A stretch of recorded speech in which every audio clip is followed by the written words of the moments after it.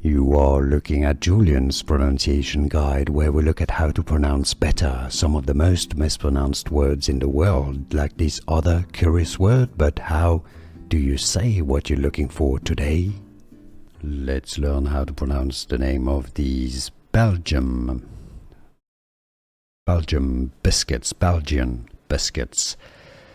This is a word that is derived from a more Dutch word, but this is the French speaking, well, the spelling from the part of Belgium where they speak French, and the French pronunciation is speculoos. Speculoos. Therefore, in English, it's simply pronounced as speculoos. Here are more videos on how to pronounce more confusing words and names too many mispronounced. Like this video if you found it useful. I appreciate your support. I'll see you soon, and thanks for watching.